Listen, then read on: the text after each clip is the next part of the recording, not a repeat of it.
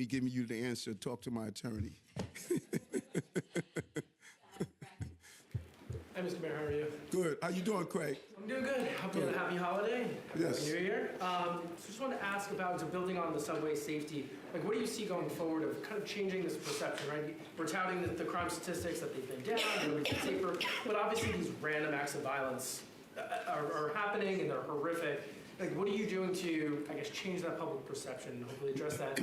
And one other thing, I'm following up on Chief Jeff Madry, right? So this is another top official that's been forced to resign or retired abruptly of serious misconduct allegations. So this is also a person, though, that you brought into the administration, elevated him, brought from as your Brooklyn Borough president. At this point, what have you learned going forward, and what are you going to take into next year of appointing maybe people around your friends or close personal friends or acquaintances of yours, and how do you plan to make the pitch to voters that this isn't a judgment lapse, that this is, you can make the case to voters that they shouldn't hold that over your head? Well, first, I'm so glad you used a lot of the terminologies that I've been using for years, and really people have sort of demonized me from using that. Perception, random acts of violence. Those are terms that I have used, and they have basically overshadowed the success of our city.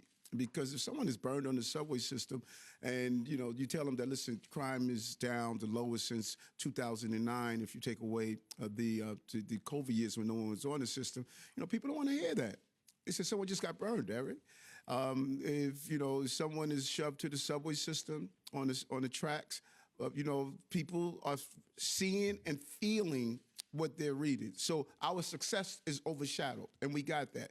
And that was why we surged 1,000 cops into the system, because we knew, as when I was in the system the other day talking to passengers and asking them, what are you feeling? How do we adjust your perception of crime? And I told them that the crime was at the level that it was. When I told them, listen, we got over 4 million riders, about six daily crimes a day, they were like, wait a minute, we didn't know that. Because of these high-profile cases. So we need to do a combination of things, and that's what the commissioner and I, we have been talking about in Chief Collada.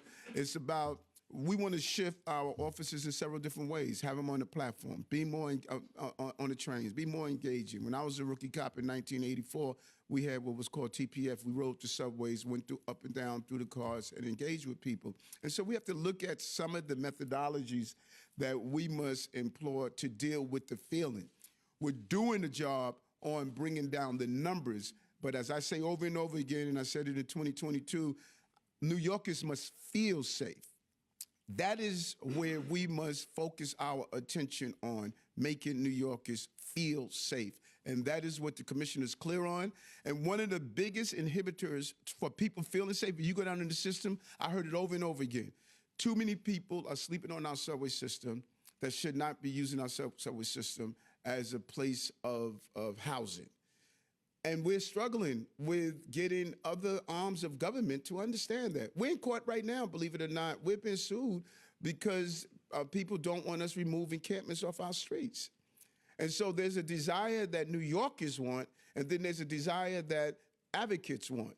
People should not be sleeping on subways and on streets of the city of New York, and we should not wait until they commit a crime like burning an innocent person or shoving someone on the subway before we say we have a problem. I knew we had a problem in 2022, and we attacked that problem, and we went to Albany to see how do we codify in law the ability to do involuntary removal. You see it, all of you. Those who are on the subway, I think the New York Post did an expose when they were on the subway system. You see someone that spoiled, that have human waste on their clothing, yelling at themselves, don't have shoes on in 9-degree weather, and we're saying that they have a right to be there? I just disagree with that. There's a disagreement with that. Now, going to the Madry issue, someone asked me that the other day. You said I brought him into the administration.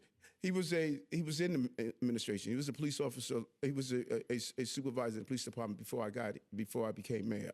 Just to be clear with that. And when his policing practices and what he has done as a police officer, the knowns, I have been extremely, extremely proud of those knowns. Those are the things that people knew him for, and what he has done. You can't predict unknowns. And, these are troubling, I said, these are troubling allegations. They're going to go through their review as they're supposed to do. And Commissioner Tisch is doing her review there, and I'm proud of what she's doing. And so, switching from his name per se, and people have said this over and over again, you hire your friends, you hire your friends, you hire your friends. I want you to do the analysis of previous administrations and look at who people brought in.